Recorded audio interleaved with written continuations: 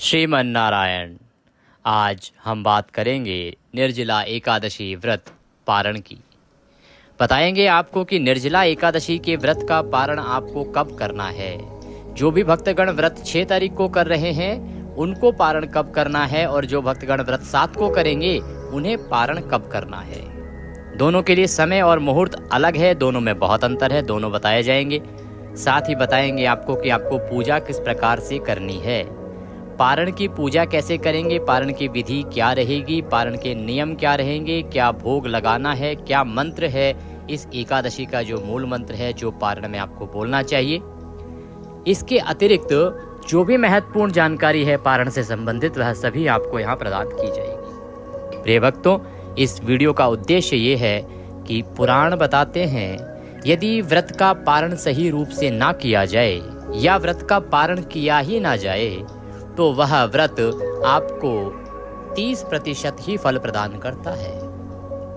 आपकी मेहनत का 70% फल व्यर्थ चला जाता है केवल पारण की गलती करने मात्र से।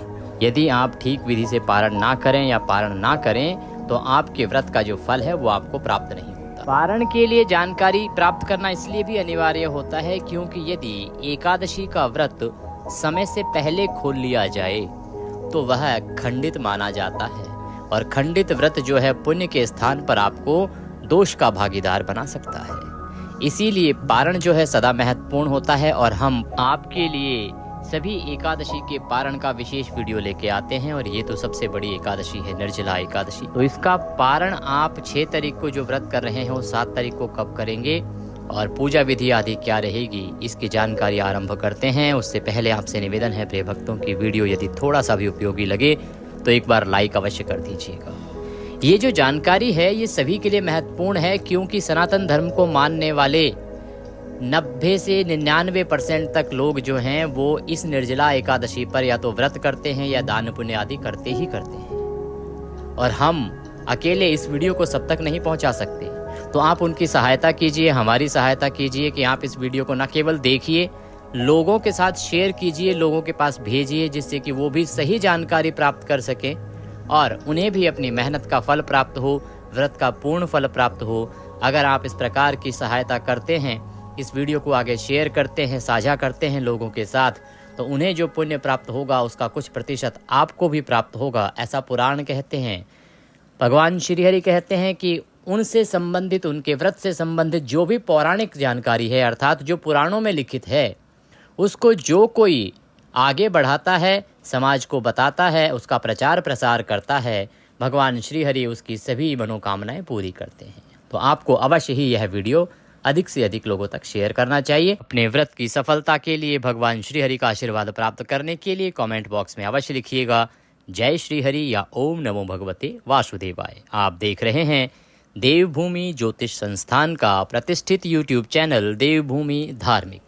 हम यहाँ पर सभी व्रत और त्योहारों की सही शास्त्रीय जानकारी प्रदान करते हैं, बताते हैं कि कौन सा व्रत कब करना है, कैसे करना है, क्या विधि है, क्या नियम है, पुराणों में जो लिखा होता है उससे आपको अवगत कराते हैं। तो यदि सभी व्रत और त्योहारों की सही शास्त्रीय जानकारी प्राप्त करते रहना चाहते हैं तो कृपया चैनल को एक बार सब्सक्राइब अवश्य कर लीजिएगा, और जब आप सब्सक्राइब करेंगे तो वहां पर बेल आइकन का निशान बना हुआ आएगा, घंटी का निशान बना हुआ आएगा, उसको अवश्य दबाइएगा, तभी आपको हमारे सारे वीडियोस प्राप्त होंगे। आइए जानकारी आरंभ करते हैं।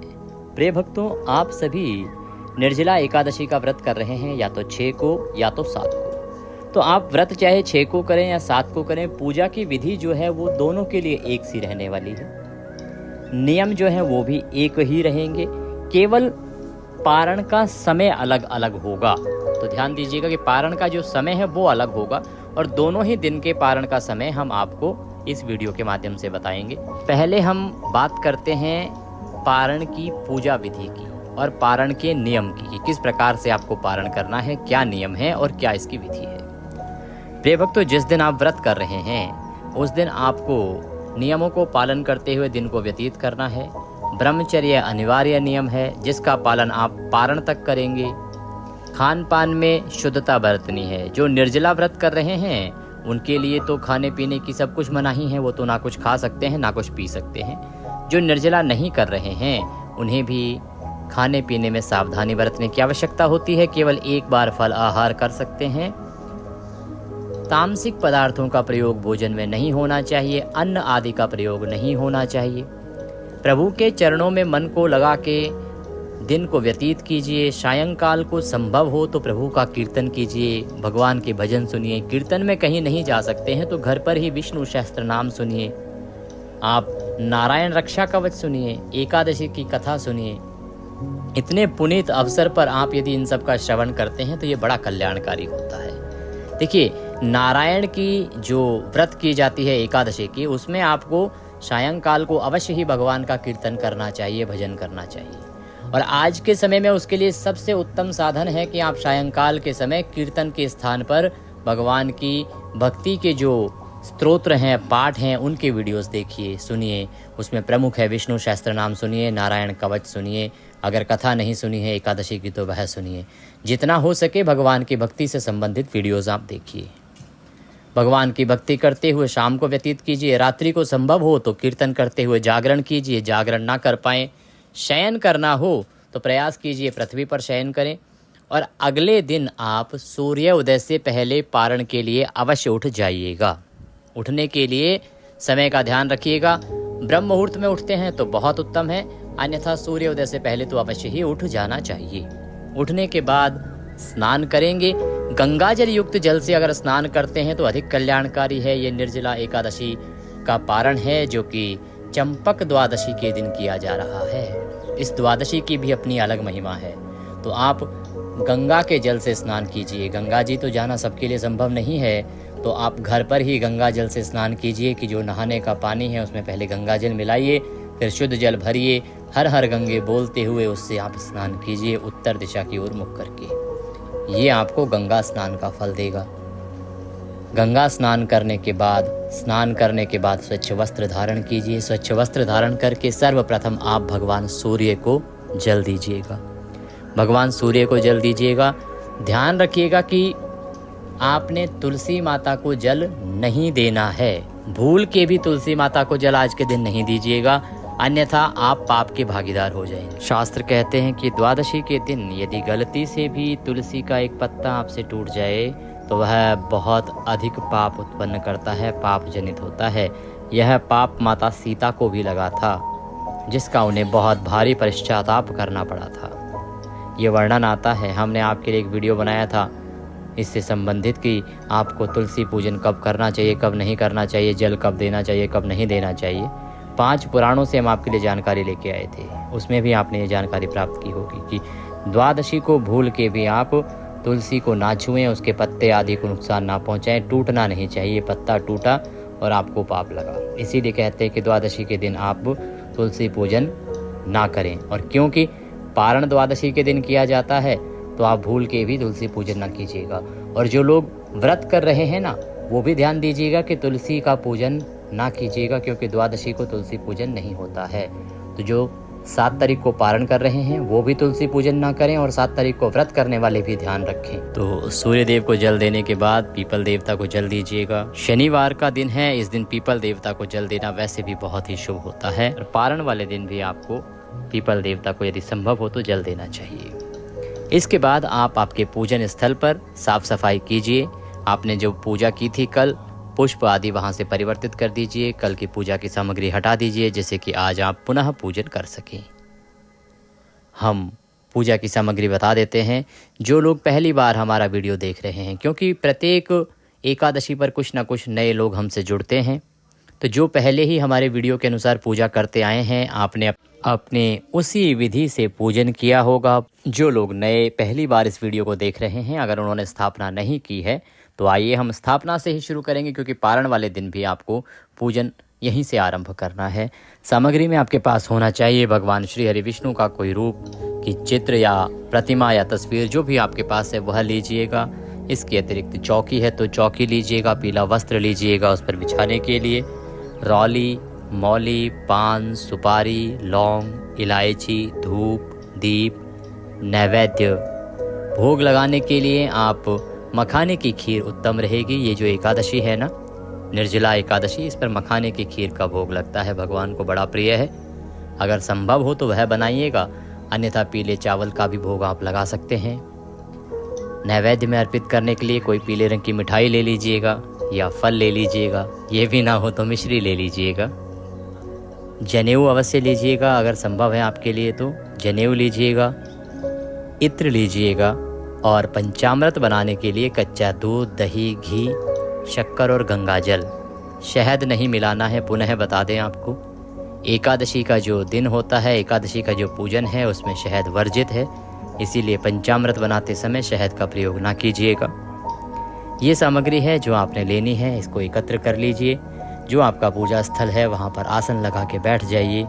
सबसे पहले हम सामग्री का शुद्धिकरण करेंगे, स्थान का पवित्रीकरण करेंगे, फिर हम पूजन को आगे बढ़ाएंगे। तो एक फूल लीजिए और तांबे का एक लोटा लीजिए, उसमें पहले गंगा जल भरिए, फिर उसमें शुद्ध जल भरिए और उस फूल की सहायता से उस जल को छींटे दीजिए सभी सामग्री पर और सभी स्थान पर, जिससे कि वह स्थान और सामग्री दोनों ही पवित्र हो जाएं। ओम पवित्र हो पवित्रवांग सर्वांग वस्तांगतोपि वाम यह स्मरेत पुंडरीकाक्षं सवायंतरः शुचिः ओम। इस प्रकार से छींटे देकर आपने स्थान का पवित्रीकरण किया है, शुद्धिकरण किया है। शुद्धिकरण करने के बाद चौकी को बिछाइए। चौकी के ऊपर पीला वस्त्र है तो पीला वस्त्र बिछाइए। भगवान श्री हरि विष्णु की स्थापना करेंगे। अपने हाथ में पुष्प लीजिए। पुष्प लेके भगवान से निवेदन कीजिए कि हे प्रभु, यह पुष्प हम आपको आसन के रूप में अर्पित कर रहे हैं, आप इसे आसन के रूप में स्वीकार करें, यहाँ पर विराजमान हों और हमारी पूजा को ग्रहण करें। और इसके बाद भगवान की तस्वीर या प्रतिमा जो भी आपके पास है उसे वहाँ स्थापित कर दीजिए। स्थापित करने के बाद उनके सामने सीधे हाथ की ओर घी का दिया रखिए, धूप रखिए। अपने हाथ धो लीजिए, अपने सीधे हाथ पे जल लीजिए चम्मच से और हस्तो प्रक्षालनम, हाथ धो लीजिए।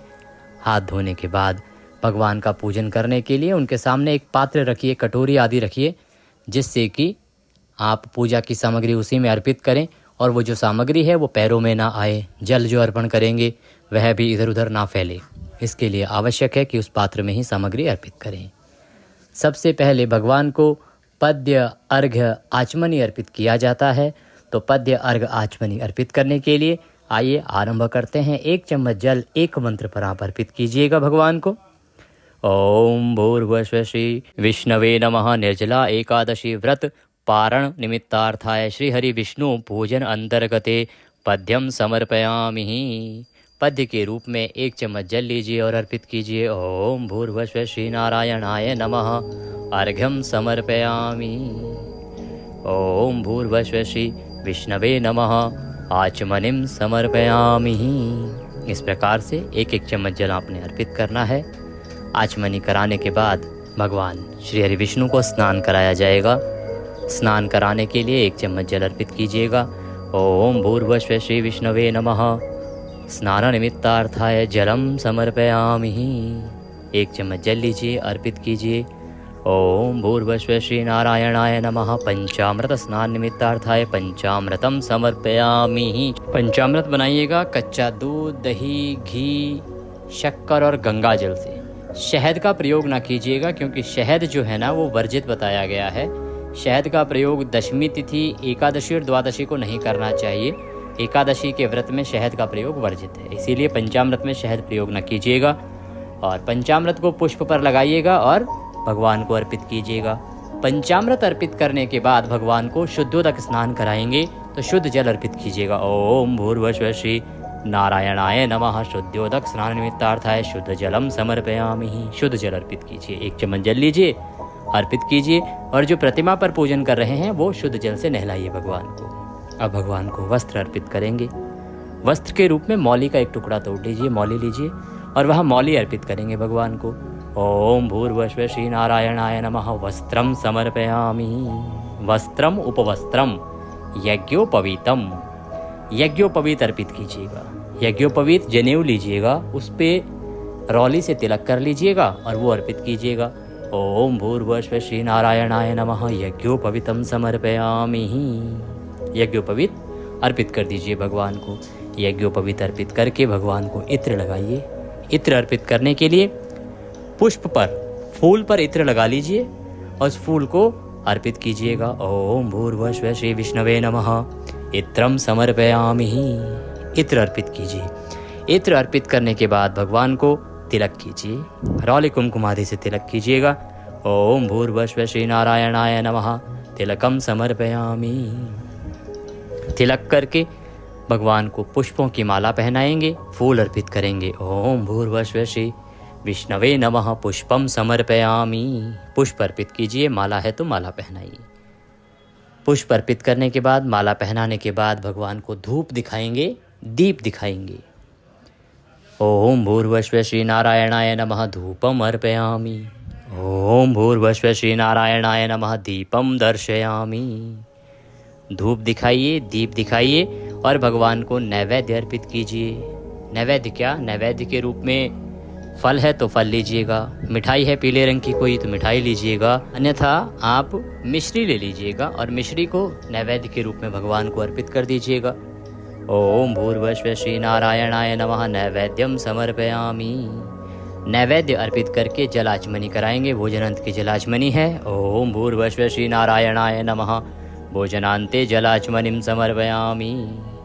जलाचमनी कराने के बाद अब भगवान को तांबूल अर्पित कीजिए। तांबूल अर्पित करेंगे। तांबूल क्या होता है? पान का एक पत्ता लीजिएगा, उसमें 2 लौंग, 2 इलायची और 1 सुपारी रखिएगा, उसका बीड़ा बनाइएगा और वह भगवान को अर्पित कीजिएगा। ओम भूर्भुवः श्री नारायणाय नमः तांबूलम समर्पयामि। तांबूलम पूंगी फलम शुभ दक्षिणायाम शुभदो वरदो भवः। अब भगवान को हाथ जोड़ के दक्षिणा अर्पित कीजिए। तांबूल अर्पित करने के बाद जो दक्षिणा आप चढ़ाना चाहते हैं भगवान को दक्षिणा अर्पित कीजिएगा। ओम भूर्भुवः श्री नारायणाय नमः शुभ दक्षिणायाम समर्पयामि। दक्षिणा अर्पित कीजिए। दक्षिणा अर्पित करके हाथ जोड़ के नमन कीजिए। अब आपको विष्णु सहस्त्र नाम का श्रवण करना चाहिए, नारायण रक्षा कवच का श्रवण करना चाहिए। दोनों ही पारण के दिन अगर आप सुनते हैं तो बहुत अधिक कल्याणकारी हैं, बहुत अधिक पुण्यदायी हैं। पाठ सुनने के बाद भगवान की आरती करेंगे। भगवान की आरती कीजिए तो आप आरती की तैयारी कीजिए, दीपक लगाइए, क्योंकि जो आपने दीपक लगाया है ना पूजा के समय, इससे आरती नहीं की जाती है, ध्यान रखिएगा। ये तो हमारे जो साक्षी देव हैं, ये जो अग्निदेव हैं, ये साक्षी देव हैं, इनको स्थान से लाया नहीं जाता, इनसे आरती नहीं की जाती है। आरती के लिए आप अलग से दीपक जलाइए।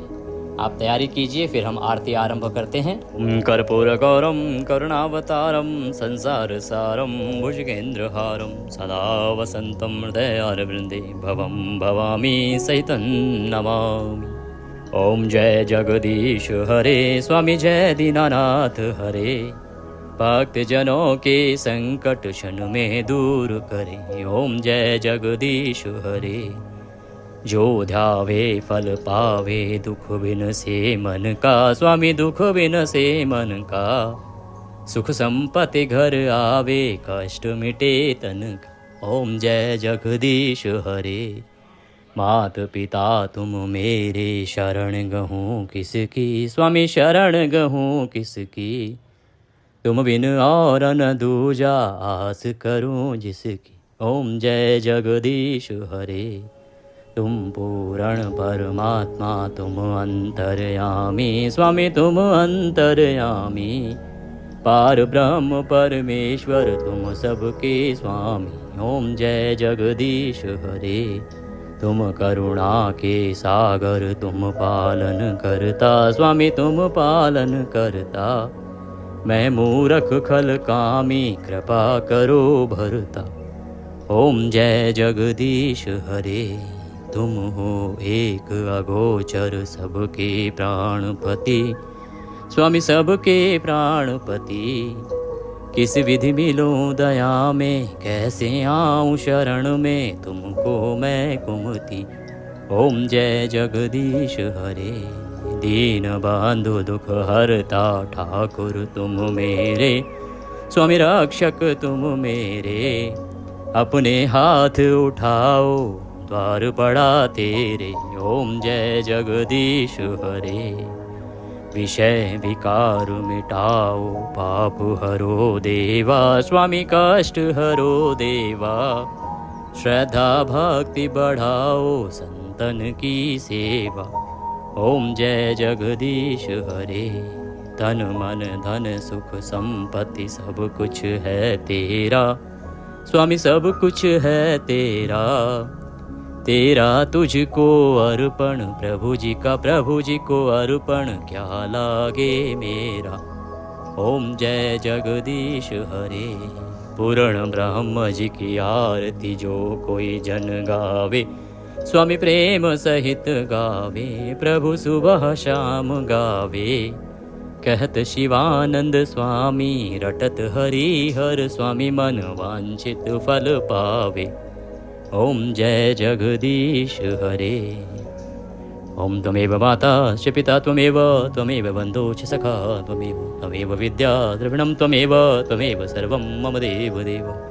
मंत्रहीनं क्रियाहीनं भक्तिहीनं सुरेश्वर यत् पूजितं मया देवो परिपूर्णं तदस्तु मे। यदक्षरपदभ्रष्टं मात्राहीनं च यद्भवेत् तत्सर्वक्षम्यतां देवो प्रसीदाय परमेश्वरः। शीतलीकरण कीजिए जल से शीतलीकरण कीजिए। उसके बाद भगवान को आरती दीजिए, फिर स्वयं आरती लीजिए, बाकी पारिवारिक जनों को आरती दीजिए। भोग के लिए थाली सजा लीजिए। भोग में अगर आपने मखाने की खीर बनाई है तो वह लगाइए, पीले चावल बनाए हैं तो वो लगाइए, अन्यथा जो भी कोई सात्विक भोजन आपके पास घर में हो उसका आप भोग लगा सकते हैं।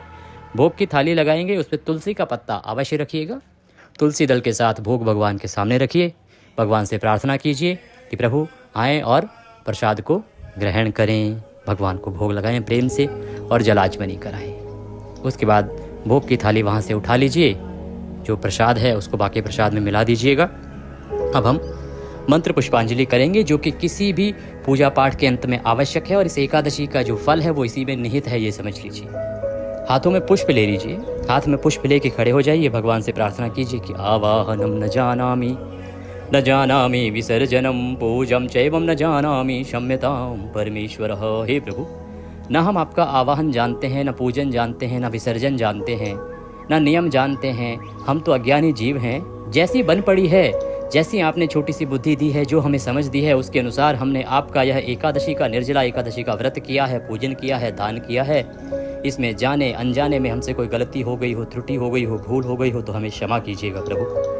आप दया सिंधु हैं, हम आपके दर के भिखारी हैं, आपके बालक नादान हैं। अगर आपको ज्ञात है कि आपसे कोई गलती हुई है व्रत के दौरान, तो आप उसके लिए भी क्षमा याचना कर सकते हैं कि आपसे अनजाने में ये गलती हो गई थी, जिससे कि आपको उसकी क्षमा प्राप्त हो सके। तो गलतियों को क्षमा करते हुए दया का आशीर्वाद प्रदान कीजिए। भगवान, आपको अर्पित करने के लिए हमारे पास कुछ नहीं है। तन मन धन सब कुछ आप ही का तो है। हमारे पास क्या है? हमारे पास केवल मालती मलका जाति सत्पत्रांधि संयुक्तम पुष्पांजलि मया दत्ताम ग्रहणाम परमेश्वरः। यह पत्र पुष्प की भेंट है भगवान, इसे आप स्वीकार करें और दया का आशीर्वाद प्रदान करें। पुष्प भगवान के चरणों में अर्पित कर दीजिए। भगवान को हाथ जोड़ के नमस्कार कीजिए, जो दंडवत कर सकें दंडवत कीजिए, और यानी कानि च पापानि प्रदक्षिणाम पदे पदे बोलते हुए परिक्रमा खड़े खड़े कर लीजिए। इस प्रकार से आपका यह पारण का जो पूजन है पूर्ण होता है। एकादशी का जो पूजन था, अनुष्ठान था, जो एकादशी के दिन से आरंभ होता है, वो पारण के दिन पूर्ण होता है। इसके बाद अब आपको दान देना है। ब्राह्मण को दान अवश्य दीजिएगा। भोजन करा सकें भोजन कीजिए, कराइएगा, अन्यथा आप दूध का पैकेट लीजिए या फिर फल आदि ले लीजिए, उसके साथ दक्षिणा रख के दे दीजिएगा। बिस्किट आदि रख के और दूध आदि लेके उसके साथ दक्षिणा रख के और पंडित जी को दे दीजिएगा। योग्य ब्राह्मण को दक्षिणा और दान देना चाहिए, जो वेद पाठी ब्राह्मण हो, जो भगवान का प्रचार प्रसार करता हो। ऐसा नहीं कि आप किसी को दान दें और शाम को जाके उसकी शराब पी जाए, उसको दान देने का कोई लाभ नहीं है। अगर आप हमें कोई दान राशि भेजना चाहते हैं तो भेज सकते हैं।